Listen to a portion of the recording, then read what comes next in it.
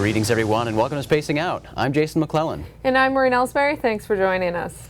We attended the 2014 MUFON symposium last weekend. We'll get to that in a few minutes. But first, here are some of the space and UFO stories that have made headlines recently. Actor Seth Green recently sat down with Dr. Peter Diamandis to discuss space exploration. The two also discussed the unfavorable portrayal of extraterrestrials in Hollywood movies. The discussion took place at the Hammer Museum in Los Angeles, California on Tuesday, July 15th as part of the museum's Hammer Conversation series. Diamandis, who is a co-founder of asteroid mining company Planetary Resources, CEO of the educational nonprofit X Prize Foundation, and a co-founder of space tourism company Space Adventures, has spent much of his recent career championing space exploration. He and Green spoke about space tourism and the vital role it plays in the future of human space exploration. The two also discussed the portrayal of space and therefore aliens in movies. According to The Hollywood Reporter, on Hollywood's relationship with space exploration, both Green and Diamandis lamented the film's industry's negative portrayal of the arena, with films such as Independence Day and Edge of Tomorrow pitting humans and aliens against each other. Green commented, "There hasn't been a positive alien movie since E.T." And he even commented on how Hollywood influences the public's perception of extraterrestrials, stating, "It's easier to change people's minds through subversive entertainment than basic education." Green is also passionate about space exploration. He's worked on a couple of projects with NASA in the past. The most recent project was a PSA in which Green discusses products and technology derived from NASA research that are being used to improve life here on Earth. NASA held a panel discussion on Monday, July 14th, at which scientists discussed extraterrestrial life. The televised discussion took place at NASA headquarters in Washington, D.C., and featured leading science and engineering experts who discussed the search for life beyond Earth. NASA Administrator Charles Bolden initiated the event by mentioning how he and fellow former astronaut John Grunsfield are often asked if they had seen or if they believe in life beyond Earth. Bolden commented, "I can't speak for John, but while I may not have actually encountered extraterrestrials, and I did not, as a matter of fact, although I looked all the time, I have always been inquisitive, so I was looking really hard." He continues, "I would venture to say, however, that most of my colleagues here today, as well as probably most of you in the audience, are probably convinced that it is highly improbable that in the limitless vastness of the universe that we humans stand alone." The panel of scientists and experts discussed the search for Earth-like planets, life on these planets, and the tools scientists are using in that search. Astrobiology magazine explains space missions, specialized telescopes, and unprecedented technological advances are underway at NASA to find signs of life, and eventually extraterrestrials themselves. Of course, the anticipated 2018 launch of the James Webb Space Telescope was also discussed. This incredible instrument will use infrared light to better detect exoplanets and will help scientists explore the atmospheres of alien planets to see which of these worlds have the right chemical fingerprint to suggest they are home to extraterrestrial life. Still, detecting new planets is a difficult task. The brightness of stars is an obstacle in the search for exoplanets. As Astrobiology magazine explains, Earth, for example, is 10 billion times fainter than the Sun. The reflection of light waves given off into space from the surface of the planet is so minuscule in comparison to our star's brilliance that it is barely detectable. Planetary scientist Sarah Seeger explains that a potential solution to this issue, called a star shade, is in development. This device, shaped like a huge sunflower, would manipulate light from distant stars away from planets, so only the planet would be visible to the space telescope. As she stated several times previously, Seeger commented, "We believe we are very close in terms of science and technology to finding another Earth and signs of life on another world." NASA astronomer Kevin Hand agrees, stating, "I think in the next 20 years we will find out we are not alone in the universe." The Los Angeles Times points out that a question posed to the panel via social media asked, if scientists do find life on another planet, will the U.S. government let the people know? Ellen Stofan, NASA's chief scientist, responded, "Of course we would. That would be so amazingly exciting. We would try to get it out to the public as fast as we can. We want everyone to share in the excitement of discovery." A State Department archaeologist in Chhattisgarh, India, wants help from NASA and the Indian Space Research Organization, or ISRO, to help him identify what he believes to be depictions of UFOs and aliens in ancient rock paintings that are 10,000 years old. Archaeologist J.R. Bagda told the Times of India the findings suggest that humans in prehistoric times may have seen or imagined beings from other planets, which still create curiosity among people and researchers. Extensive research is needed for further findings. The state presently doesn't have any such expert which could give clarity on the subject. This Indian state has an abundance of ancient rock paintings, according to their website. Many sites have paintings of humans and animals and everyday scenes. However, they believe that some of these paintings may include kangaroos and giraffes, and in several sites they believe they are paintings of mermaids. According to Bagda, the UFO and alien paintings bear a striking resemblance to those depicted in movies. However, he says that this is most likely just a coincidence. He notes, the fan-like antenna and 3 legs of vehicles stand clearly show a similarity to UFO-type craft. Bagda continues, the paintings are done in natural colors that have hardly faded despite the years. The strangely carved figures are seen holding weapon-like objects and do not have clear features. Especially the nose and mouth are missing. In few pictures, they are even shown wearing spacesuits. However, Bagda does concede we can't refute possibility of imagination by prehistoric men. He says there are some locals who worship the paintings, and there are also interesting local legends about the creatures depicted in the images. He says the local ancestors told stories about beings called the Rohilla people, which translated means the small-sized ones. These people are said to come in from the sky in round flying objects and take people away, never to be seen again. The research on the rock paintings is ongoing, and Bagda says more archaeologists will be consulted to help identify the mysterious creatures and objects in the ancient artwork. Creationist Ken Ham doesn't believe extraterrestrials exist, but if they do, apparently they're destined for hell. Ham, a Christian conference speaker, president and founder of the Christian ministry Answers in Genesis US, and founder of the Creation Museum, made headlines back in February of this year when he debated creationism with science educator Bill Nye. Now Ham is generating headlines again because of recent comments about extraterrestrial life and its apparent non-existence. On July 20th, Ham posted a blog on the Answers in Genesis website in response to the NASA panel which we discussed earlier, which NASA astronomer Kevin Hand stated, "I think in the next 20 years we will find out we were not alone in the universe." Naturally, Ham disagrees. He first criticizes the desperate and fruitless search for extraterrestrial life. Then he responds, the Bible, in sharp contrast to the secular worldview, teaches that Earth was specially created, that it is unique and the focus of God's attention. Life did not evolve but was specially created by God, as Genesis clearly teaches. Christians certainly shouldn't expect alien life to be cropping up across the universe. He firmly discounts the notion of extraterrestrial life, but if alien life does exist, Ham explains that any such life would be out of luck when it comes to Judgment Day. He details, you see, the Bible makes it clear that Adam's sin affected the whole universe. This means that any aliens would also be affected by Adam's sin, but because they are not Adam's descendants, they can't have salvation. One day, the whole universe will be judged by fire, and there will be a new heavens and earth. An understanding of the gospel makes it clear that salvation through Christ is only for Adamic race human beings who are all descendants of Adam. The Pope seems to believe differently, however, after recently approving of baptizing Martians. Ham's comments understandably prompted news outlets to write stories with headlines like, "Creationist Ken Ham says aliens will go to hell, so let's stop looking for them," and "Ken Ham, NASA is pointless because aliens are going to hell anyway." Although these headlines accurately represent Ham's sentiments, he took offense, claiming secularists and some media outlets have been falsely accusing me of saying space aliens are going to hell.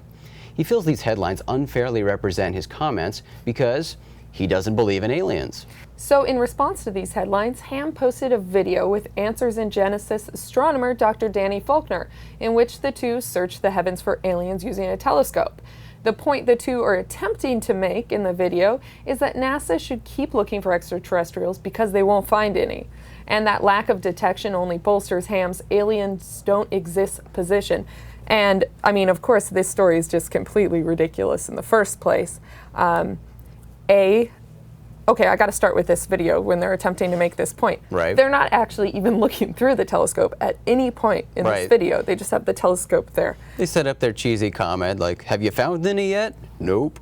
Yeah. Well, and of course, this is such a strict religious belief that Ham has, and he's trying to shove it down everyone's throat, so to speak. And as we've talked about many times and covered in many different angles in Open Minds magazine, not all people believe or agree with this guy and his position. A lot of religious studies done, and again, the Vatican is constantly commenting about this kind of stuff now. Right, and the Pope has even said, you know, baptizing aliens, hey, sure, why not? Anyone that wants to become baptized can. That's right, our space brothers. So this is just some over-the-top creationist. I'm not trying to, he's, you know, entitled to his own beliefs. It's just stating them as direct fact for the entire world is kind of irritating. Well, and it's also kind of indicating that he's just headline hungry because, like we pointed out, although these headlines do accurately represent what he was saying in that piece, he said, oh, they're putting words in my mouth. I didn't say that. Well, you did. You pretty much did. Yeah, you did. Oh, well. Oh, well. Well, the Mutual UFO Network held their 2014 symposium July 17th through the 20th.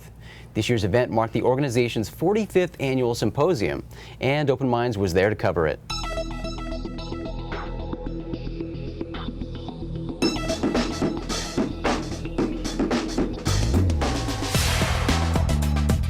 Well, we are out here in Cherry Hill, New Jersey for the 2014 MUFON Symposium, and this year's event is themed on UFOs and mass media. We always enjoy coming to the MUFON Symposium, and we're out here on the East Coast this time, which is cool because we don't get out here that often. So it's fun being here amongst our fellow researchers as well as the scientists and other UFO enthusiasts out here.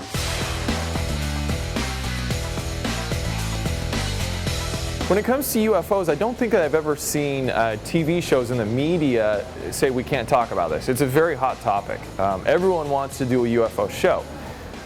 When it comes to news, I think that's a bit different. There's obviously that tongue-in-cheek. They always wanted the little flying saucers whisked around, which really bothered me. I fought as much as I could against it. But I don't necessarily think that it's a big conspiracy. I think it's more like this is a policy that was adopted in the early 50s that just stuck. I don't think that they encourage me to cover these topics. It's more that they tolerate it. And they tolerate it because they trust me to do a good job, to approach it like any other story, to not go too far out on a limb or do something that's going to embarrass them. And so I think it's not exactly a short leash. They allow me to cover something that I think is important to our audience. My editor will sometimes come up to me and say, we just saw this very cool story about UFOs or Bigfoot or Chupacabra or ghosts or Loch Ness Monster. Do you want to handle it? And I'll say, sure, why not? It's a slow UFO day. I'll handle it. But there's no, you know, who do we have to sit and talk to in a conference room to decide what I can write and what I can't write? There is none of that. So we actually managed to track down and find, without a camera attached to his face, our friend filmmaker Jeremy Clarabel. What's up? Well, so we're excited because we've talked to you before about some of your upcoming projects, which you have many, but one that's going to come out soon was based on the work of the late Dr. Roger Leir and titled Alien Scalpel, and we've mentioned it on the show before, but give us a little bit of the direction of that film and sort of the motive behind it. Well, the motive behind the film is just simple. Dr. Leir asked me to document his 17th surgery. And to be totally honest with you, it was not a road that I wanted to go down with my filmmaking. I actually didn't know much about it. I wasn't even thinking that you would ever find evidence of anything, you know, from it. And I said, look, you know, I'm an investigative journalist, a filmmaker. Whatever I find, I'm going to tell people, are you sure you want me to follow your surgery? And he says, you know, Jeremy, I wouldn't be wasting your time. I've been doing this for decades. And I was like, okay, well, I'll do it. So I followed the surgery itself, and that was exciting and cool and interesting. But what made me continue this film rather than just a tiny little piece was meeting patient number 17.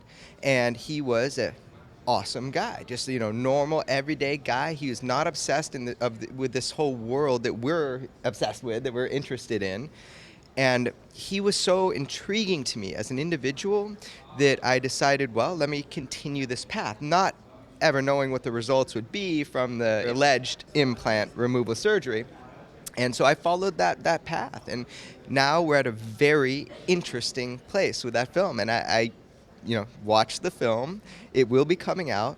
I think that there are some revelations. I think it's astounding. I think it's fascinating for even if you're just into the science of it, having things analyzed on broad spectrum elemental analysis and isotopic analysis. I had never done that before. So it was so cool to be on that ride, And so the movie, which I'll probably call Alien Scalpel or Patient 17, for me has been a ride, and it's been really cool to go on it, and I hope to share that with the audience, whoever ends up seeing the film. Yeah, and you know what? One of my favorite things I think about your work is not only do you have all this science coming into this, but it's really artistically beautiful the way you shoot the film. So it's like an entertainment piece in its own, but you have all this really powerful stuff you're projecting in there.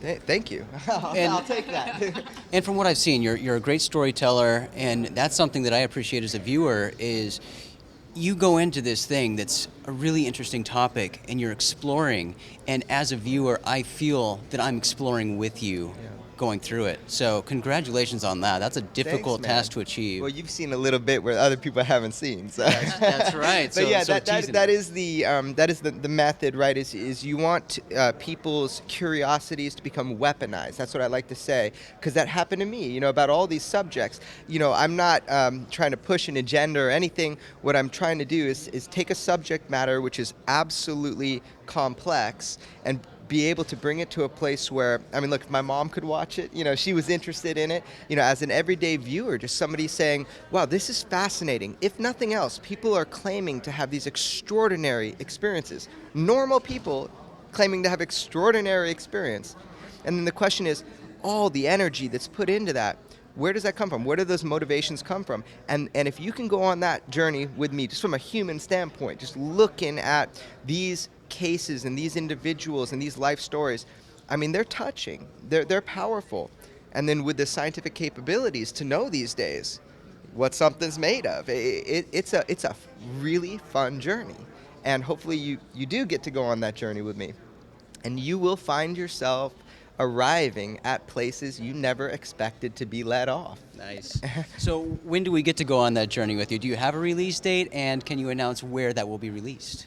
I cannot announce where it's going to be released because I have no idea. But basically, I've done everything independently all these years that I've been building these films. I've been building a number of properties of film. Obviously, the film on the other Lear, Immaculate Deception, on John Lear, you've known about. I've been doing that for 4 years. And I'm now at a point where all of my films have come to that pressure point where they're going to start being able to be released in different ways. And I would say the first one that I'm sure will be the starter, oddly enough, will be this alleged off-world implant technology removal surgery film on Dr. Roger Lear and his life. He passed away, and I promised him I'd do this. He saw most of it, loved it. So that should be the one that I lead with. Oddly enough, I never thought I would get into that field of looking at that stuff, but I would say that you'll see it very soon. I like that. You're such a tease. I'm sorry, I don't have more to say. I don't know the details. I figured that was the case. It's almost in final form of edit. Okay. A few things have popped up which need a little bit more exploration. I need to get affidavits from people to verify that they actually did the results that I see on the papers from the National Lab. Just for me, it's a federal crime to fake results from a national laboratory. So I don't want the barrel of the gun pointed at me. I'm a filmmaker, This is true investigative journalism, so I need to make sure to dot my I's and cross my T's. So that's what I'm hoping to do right now for the kind of end of the film. But it'll be very interesting. I'm excited to let it out, so we'll see what happens. It's a great piece. We're really excited too to see all this come to fruition because we've been following along with you, and I'm really excited to see what comes out. I love how thorough you are and some of the inside sources you've been able to get to and how you're documenting this. I think it's really important, and I want to ask you, in your research and going into this without an agenda, has what you've done with some of these projects, has it changed your worldview? Yeah, absolutely it has. I was a pretty open person, I still am. But when something that seems completely outside of the realm of reality in your worldview is directly proven to you, it does shake the foundation, the core foundation of your belief systems. Now, I wasn't already locked into a particular belief system per se, but you think you know something.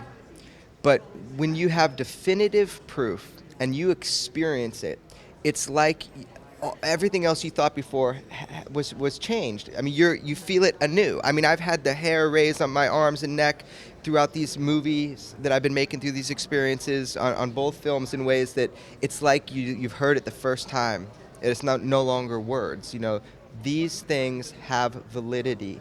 The reason why there's a whole culture of people interested in the unknown phenomena of this world is because there is a kernel or a seed of truth to most of them. We may never understand what exactly is going on, but I think that we can get closer, and that's what I'm excited to try to do. So yes, my worldview has been altered and changed, and I hope that through film, through the media of film, that other people as well can have that same experience. But you need to come to that conclusion on your own. Somebody force feeds you something, it's easy earned, easy lost. You need to decide for yourself. So these films would just be one way to get closer to your own worldview, having a paradigm shift, you know? So you're basically going to show them where the rabbit hole is, and they can decide how deep they want to go. Yeah, and they should go deeper than I have. And that's the thing, is that we all have different interests, and that's what allows us to go down these paths. My interests might be different than yours. So yeah, this is it. I like to say it that my curiosity has been weaponized, and I would like to weaponize others. It's a gift, you know. You want to share that. Once you've had that, you want to share it. When you have an abundance of something, you want to share it. My curiosity, I have an abundance of, you know. So that's what I want to share, is that curiosity that it takes to go deeply into something and discover something new. And I'm really excited to see everything leading up. I know, you've been teasing Jason and I with half this stuff for 4 years. You just haven't come over and checked it out. Well, anyways, I told you about it. Yeah, it's exciting to finally, start to see this is gonna go, and we will definitely make sure to announce to everyone when you pull the trigger and launch everything. So stay tuned to Open Minds to find out more about that. I don't know about you, Jason, but I'm really looking forward to seeing Jeremy's upcoming projects. I think he's got some exciting stuff in store. He's been teasing this for quite a while, and he's got some really good stuff. So I'm really looking forward to it, and I'm looking forward to next year's MUFON Symposium too, because they've always got good stuff lined up, and we're always happy to support our friends here at MUFON. So that's all from Cherry Hill, New Jersey. That's all for this episode of Spacing Out. Remember to visit our website, openminds.tv, for all the latest UFO news. And if you like podcasts, check out Open Minds UFO Radio on iTunes or at openminds.tv/radio. Remember to mark your calendars for February 18th through the 22nd, because that's when the 24th Annual International UFO Congress in Fountain Hills, Arizona is taking place. This is the largest annual UFO conference in the world, and you can get the best rates now by registering at ufocongress.com. And if you enjoyed today's show, make sure to click on the like button, leave us your comments, and subscribe to our channel. Thanks again for joining us today. I'm Maureen Elsberry. And I'm Jason McClellan. We will see you in the future. It's been a busy weekend here, and we've We talked to some of the... and a lot of UFO... It's been another great year at the... Well, that is all from here. Whoop. It's been another great MUFON Symposium here in Cherry Hill, New Jersey. For Alejandro Rojas, I think I should redo that. Sets the tone. It's been another great year. For Alejandro Rojas...